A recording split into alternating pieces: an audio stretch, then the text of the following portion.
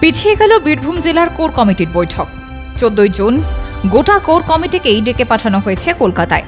তলব করেছেন খোদ দলের সভাপতি সুব্রত বক্সী, যদিও দলনেত্রীর নির্দেশেই।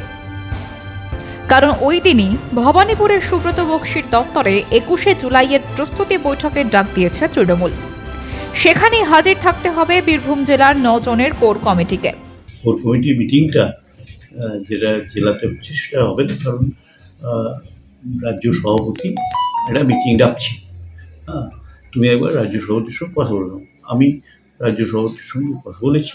উনি জানালেন যে 14 তারিখে এবার একটা মিটিং হবে, মানে সময় টময় বললেন, এবং সেখানে গোটা রাজ্যের মিটিংটা হবে। সেখানে যেহেতু বীরভূম জেলায় সভাপতি নেই, সেজন্য আমাদের কোর কমিটির সকল সদস্যকে ডেকেছেন। কিন্তু কলকাতায় 21শে জুলাইয়ের প্রস্তুতি বৈঠকে যোগ দিচ্ছেন না অনুব্রত মণ্ডল।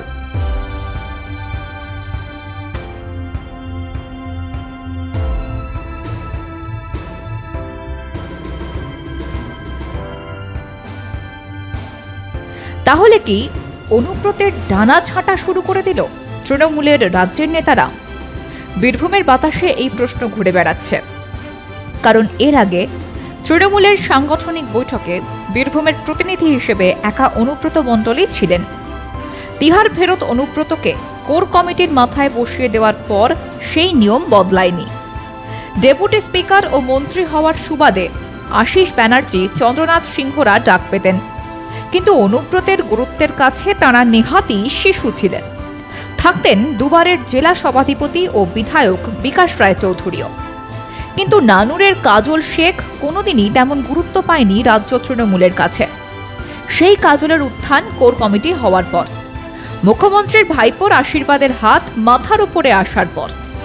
সেই সময়ে কাজলের নাম সামনে এনেছিলেন 3 বারের সাংসদ শতাব্দী রায় নিজেই।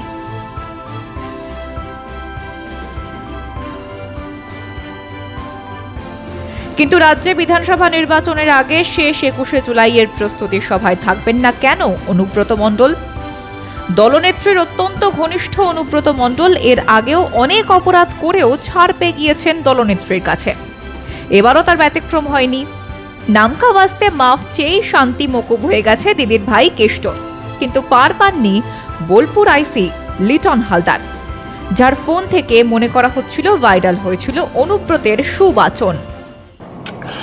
আমার 10,000 লোক হয়েছে বোলপুরে,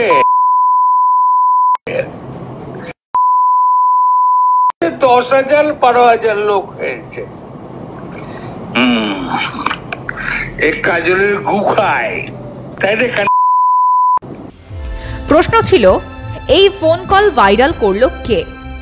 বোলপুর আইসি লিটন হালদারের ফোন বাজেয়াপ্ত করার পর তদন্তে উঠে আসে অনুব্রতের আইফোন থেকে আইসির আইফোনে কল হয়েছিল ফেস টাইমে। সেই কেষ্টবচনের কল রেকর্ড করা হয়েছিল পাশে রাখা স্যামসাং মোবাইলে। সেই কল রেকর্ড বীরভূম জেলার টপ পুলিশ অফিসারদের হোয়াটসঅ্যাপে দেওয়া হয়। সেখান থেকেই ভাইরাল হয়েছে পুলিশের আইসিকে কেষ্ট মণ্ডলের গালি বর্ষণ, যার জন্য ইতিমধ্যেই অনুব্রতের বিরুদ্ধে মামলা করা হয়েছে। যেখানে যে 4টি ধারায় মামলা করা হয়েছে তার মধ্যে 2টি বিএনএস এর জামিন অযোগ্য ধারা। ধারাগুলি বিএনএস 75, বিএনএস 152। এই মামলার জেরে এখনো অনুব্রত মণ্ডল কোনো জামিন নেয়নি, কোনো আপিলও করেনি আদালতে, কোনো বেল পিটিশনও মুভ করেননি। আপাতত পুলিশ আর অনুব্রতর দর কষাকষি চলছে।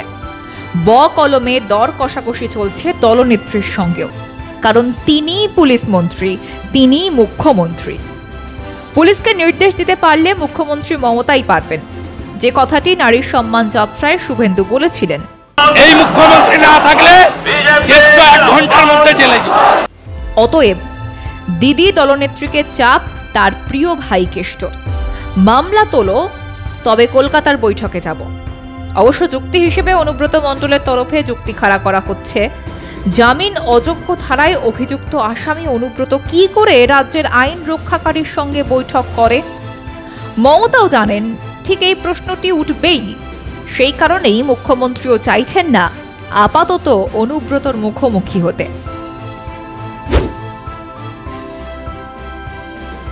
তার মানে কি 14 তারিখের বৈঠকে অ্যাডভান্টেজ কাজলের?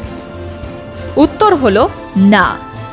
26-এর নির্বাচনের আগে পর্যন্ত না নানুরের নেতা কাজল না বীরভূমের নেতা অনুব্রত কাউকেই চটাবেন না দলনেত্রী কিংবা ভাইপো তৃণমূল।